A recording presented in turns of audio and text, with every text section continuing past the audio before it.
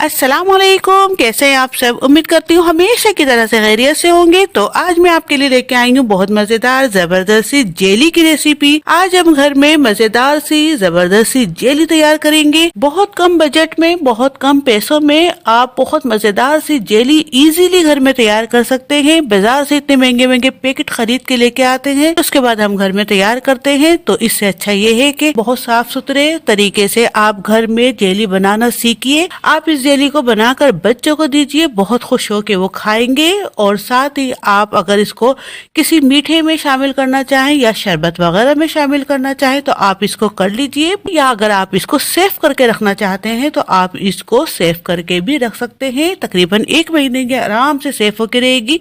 और इस जेली को तैयार करते ही आपका दिल भी खुश हो जाएगा। इतनी मजेदार और अच्छी से ये जेली घर में तैयार हो जाती है। तो चलिए फिर देरी नहीं करते, फटाफट से रेसिपी शुरू करते हैं। देखते हैं जेली बनाने के लिए हमें किन किन चीजों की जरूरत पड़ेगी। बिस्मिल्लाहिर्रहमानिर्रहीम। सबसे पहले हम जेली का शीरा तैयार कर लेते हैं। यहाँ पर हमने शीरा तैयार करने के लिए आधा कप इसमें पानी डाल दिया। अब इसके अंदर हम 1 कप चीनी का शामिल कर रहे हैं। आपने बिल्कुल परफेक्ट क्वांटिटी से ही जेली को तैयार करना है, तभी आपकी जेली बहुत अच्छी सी और मजेदार सी बनेगी। अब यहाँ पर हमने आंच को बिल्कुल हल्का रखना है, यानी कि स्लो फ्लेम पे रखकर हम इसको चमचा चलाते हुए कंटिन्यू इसी तरीके से पकाएंगे। बस हमने चीनी को पानी के अंदर अच्छे से घुला लेना है, पिघला लेना है। अब हम इसको अच्छे से मिक्स करते हुए एक तार की चाशनी बनने तक पकाएंगे। आप देख लीजिए चीनी पानी में बहुत अच्छी से मिक्स हो चुकी है, घुल चुकी है। इसमें एक तार की चाशनी बननी शुरू हो गई है। इसका आप इस तरीके से भी चेक कर सकते हैं। ये आप देखिए, मैं आपको करीब से दिखाती हूँ। इसमें से एक तार इस तरीके से बन रहा है, यानी कि हमारा परफेक्ट शीरा तैयार हो चुका है। अब इसके अंदर हम 1 से 2 चुटकी टाटरी यानी कि सिट्रिक एसिड शामिल कर रहे हैं। यहाँ पर हमने टाटरी का यूज इसलिए किया है कि ये जो हमारा शीरा तैयार होगा वो जमेगा नहीं। अगर आपने इसके अंदर टाटरी नहीं डाली तो शीरा जम जाएगा और इसमें एक वाइट सी परख आ जाती है, वो आ जाएगी। इससे आपका शीरा बिल्कुल ऐसे का ऐसा ही रहेगा। अगर आपके पास टाटरी ना हो तो आप इसकी जगह पर 1 लेमन भी शामिल कर सकते हैं। बीज निकाल लीजिएगा, फिर इसके बाद लेमन आपने इसमें शामिल कर लेना है। अब हम इसको एक तरफ रखते हैं। अब यहाँ पर हमने एक पैन लिया है। पैन के अंदर हम 1 कप पानी शामिल कर रहे हैं। 1/4 कप यहाँ पर हम कॉर्नफ्लोर डाल रहे हैं। और अगर चमचे में देखें तो आप 3 चमचे के बराबर हमारे पास ये कॉर्नफ्लोर है। क्वांटिटी मैं आपको फिर से बता रही हूँ कि आपने बिल्कुल ठीक तरीके से क्वांटिटी लेनी है, तभी आपकी जो जेली है वो अच्छी सी बनेगी। यहाँ पर हम जो जेली बना रहे हैं वो थोड़ी कम क्वांटिटी में है, इसलिए हम इसको इसी तरीके से मिक्स करेंगे। अगर आपने ज्यादा में बनानी हो तो पहले आप मिक्स कर लीजिए, फिर उसके बाद छान लीजिएगा। बस हमने इसमें कोई भी गुठलियां नहीं रखनी, अच्छे से इसको मिक्स कर लेना है। और यहाँ पर हमने अभी तक फ्लेम को ऑन नहीं किया, यानी कि चूल्हा हमने अभी तक नहीं जलाया। जब ये अच्छे से मिक्स हो जाएगा तो इसके बाद हम चूल्हा जलाएंगे। अच्छे से मिक्स हो चुका है, ये आप देख लीजिए। हमने फ्लेम को अभी तक ऑफ रखा हुआ है। अब हम फ्लेम को ऑन कर देते हैं और स्लो फ्लेम पर रखकर हम इसको मिक्स करते हुए इसी तरीके से कंटिन्यू पकाएंगे। पहले ये अच्छे से गाढ़ा होगा, फिर इसके बाद ये ट्रांसपेरेंट होगा। तो हमने मुसलसल चमचा इसी तरीके से चलाते रहना है, चमचे को हमने रोकना नहीं है। अगर हमने चमचे को रोक दिया तो इसके अंदर गुठलियां बन जाएंगी और हमारी जेली खराब हो सकती है, और हमने जेली को खराब नहीं करना, इसलिए हमने कंटिन्यू इसी तरीके से चमचा चलाते हुए इसको पकाना है। आप देख लीजिए ये गाढ़ा होना शुरू हो चुका है। अब यहाँ पर आन के हम इसमें शीरा शामिल करेंगे। यहाँ पर हमने शीरे को एकदम से शामिल नहीं करना, पहले थोड़ा सा डालेंगे, फिर इसके बाद हम इसको अच्छे से मिक्स करेंगे, फिर इसके बाद हम थोड़ा सा और डालेंगे। इस तरीके से डालते डालते इसको हमने पकाना है। इससे ये होगा कि हमारी ये जो जेली है ये भी अच्छे से पक जाएगी और ये शीरा भी इसमें अच्छे से शामिल हो जाएगा, एक जान हो जाएगा। मिठास बिल्कुल परफेक्ट तरीके से इसमें शामिल हो जाएगी।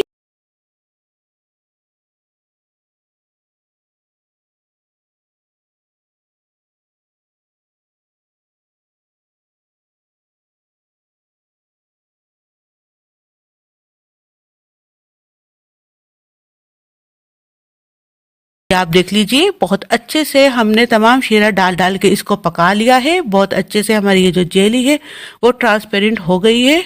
अब इसके अंदर हम 2 से 3 कतरे स्ट्रॉबेरी एसेंस के डाल लें। आपकी अपनी मर्जी है, आप इसमें वेनिला एसेंस भी डाल सकते हैं या कोई दूसरा एसेंस आपके पास हो तो वो भी आप इसके अंदर डाल सकते हैं। अब यहाँ पर हमने इसमें स्ट्रॉबेरी एसेंस डाला है तो इसी हिसाब से हम इसके अंदर 2 से 3 कतरे रेड कलर का डाल रहे हैं। आपकी अपनी मर्जी है, आप कोई दूसरा कलर भी इसके अंदर डाल सकते हैं, जो भी आपके पास अवेलेबल हो आप वो डाल लीजिएगा। अब हम इसको अच्छे से मिक्स कर लेते हैं। अब आप लोगों का एक सवाल ये भी आ सकता है कि इसके अंदर लिक्विड के अंदर हमने कलर डाला है, तो क्या हम इस पे पाउडर वाला कलर डाल सकते हैं? तो इसके लिए मैं आपको बताऊं कि पाउडर वाले कलर में थोड़ा सा नमक शामिल होता है, जिससे कि हमारी जेली नमकीन हो सकती है और उसके फ्लेवर पे फर्क आ सकता है। तो इसलिए यहाँ पर हमने पाउडर वाले कलर का यूज नहीं किया, लिक्विड वाले कलर का यूज किया है। आप अगर डालना चाहें तो आपकी अपनी मर्जी है। तो हमने बिल्कुल परफेक्ट जेली बनानी है, अच्छी सी जेली बनानी है, तो यहाँ पर हमने लिक्विड वाले कलर का ही यूज किया है। या आप देख लीजिए, इसको हमने 2 से 3 मिनट अच्छे से मिक्स करते हुए पकाया है। हमारी ये जो जेली है वो तैयार हो चुकी है। इसको देखने का तरीका ये है कि आप ये थोड़ा सा चमचे के ऊपर से इसको टच कीजिए और ये आप हाथों में लेकर इसको देखिए। पहले तो ये थोड़ा सा लिक्विड की तरह लगेगा, लेकिन 1 से 2 सेकंड के बाद ही ये जमना शुरू हो जाएगा और गोली सी बन जाएगी। तो हमारी जेली में भी इसी तरीके से गोली सी बननी शुरू हो चुकी है। और आप इस तरह से भी चेक कर सकते हैं। ये आप देख लीजिए, इसकी कंसिस्टेंसी ऐसी होनी चाहिए। ये इस तरीके से गिर रहा है, तो ये हमारी जेली बिल्कुल तैयार हो चुकी है। अब इसके अंदर हमने लानी है शाइनिंग, चमक। इसके लिए यहाँ पर हम 1 से 2 चमचे इसमें घी के शामिल करेंगे। तो यहाँ पर हम 1 चमचा इसके अंदर घी डाल रहे हैं। अब हम इसको मिक्स करेंगे। बिल्कुल आखिर में, लास्ट में आपने घी का यूज करना है। इसको हमने अच्छे से मिक्स कर लिया। अब हम इसको 1 से 2 मिनट के लिए इसी तरीके से रहने देंगे। अब यहाँ पर आपने जिस बर्तन के अंदर जेली को जमाना है उसको ऑयल से अच्छे से ग्रीस कर लेना है। इससे ये होगा कि आपकी जो जेली हो बर्तन में चिपकेगी नहीं और आराम से इजीली निकल जाएगी। इस वक्त यहाँ पर हमने स्टील का बर्तन लिया है, आप चाहे तो प्लास्टिक का या शीशे का बर्तन भी ले सकते हैं। इस वक्त हम डायरेक्ट ऑयल इसके ऊपर लगा रहे हैं, इसी में हम जेली को आराम से जमा लेंगे। आप चाहे तो इसके ऊपर बटर पेपर भी लगा सकते हैं, आपकी अपनी मर्जी है। आप देख लीजिए, इसको हमने अच्छे से ऑयल से ग्रीस कर लिया। अब इसके ऊपर हम डालेंगे जेली।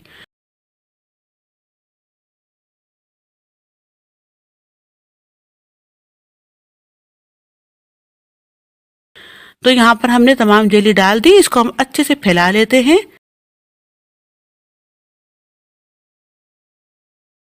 यहाँ पर हमने जेली को अच्छे से फैला लिया। इसको हम एक तरफ रखते हैं। यहाँ पर हमने 2 कलर की जेली बनाई है, येलो कलर की और ग्रीन कलर की। सबसे पहले यहाँ पर हम येलो कलर की जेली डाल रहे हैं। येलो कलर की जेली के अंदर हमने मैंगो एसेंस डाला है और येलो कलर शामिल करा है, और बाकी एज इट इज तरीका वही है, बस सिर्फ हमने मैंगो का फ्लेवर लाने के लिए मैंगो एसेंस डाला है और येलो कलर डाला है। इसमें हमने इसी के अंदर दूसरी जेली को भी जमाना है, तो हमने फटाफट से दूसरी जेली भी इसमें शामिल कर देनी है, वरना ये येलो कलर वाली जेली फौरी से फैल जाएगी। इसलिए यहाँ पे हमने फटाफट से दूसरी जेली को भी ऐड कर देना है। फिर इससे ये होगा कि ये दोनों जेलियां अपनी जगह पे ठहर जाएंगी। तो यहाँ पर हमने जो ग्रीन जेली बनाई है इसमें हमने बनाना एसेंस डाला है और ग्रीन कलर इसमें शामिल करा है, और एज इट इज तीनों कलर की जेली का तरीका सेम टू सेम एक ही है, सिर्फ एसेंस और कलर का हमने फर्क किया है इसमें। अब हम इसको अच्छे से जमने के लिए रख देते हैं। 2 से 3 घंटे में ये अच्छे से जम जाएगी। अगर आप बाहर रखेंगे, इसको फ्रिज के अंदर नहीं रखेंगे, तो 2 से 3 घंटे में आराम से जम जाएगी। 2 घंटे हो चुके हैं इसको रखे हुए। ये आप देख लीजिए कितने अच्छे से जबरदस्त से माशाल्लाह हमारी ये जेली तैयार हुई है। ये बिल्कुल हिल भी नहीं रही है, बहुत जबरदस्त से हमारी जेली बन चुकी है। अब हम इसको निकालते हैं। अब यहाँ पर हम थोड़ा सा कोकोनट पाउडर यानी कि नारियल का पाउडर डाल रहे हैं। आप चाहें तो इसकी जगह पर शुगर पाउडर यानी कि पिसी हुई चीनी भी डाल सकते हैं। इससे जेली के अंदर बहुत जबरदस्त अच्छा सा लुक आएगा। ये हमने डाल दिया। अब यहाँ पर हम जेली को डाल लेते हैं। ये आप देख लीजिए माशाल्लाह माशाल्लाह कितनी खूबसूरत से हमारे ये दोनों कलर लग रहे हैं।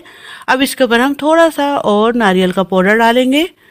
अब हम इसको कट कर लेते हैं। यहाँ पर आपने इसको सीधा सीधा नाइफ की मदद से कट नहीं करना, क्योंकि ये चिपकेगा, इसलिए आपने इस तरीके से नाइफ को उठा उठा के इसको कट करना है। यहाँ पर आपने थोड़ा सा ध्यान रखते हुए इसको कटिंग करना है। अगर आपने सीधा सीधा कट कर लिया तो हमारी जो जेली है वो टूटने लगेगी, इसलिए यहाँ पर आपने नाइफ को इस तरीके से उठा उठा के ही इसकी कटिंग करनी है।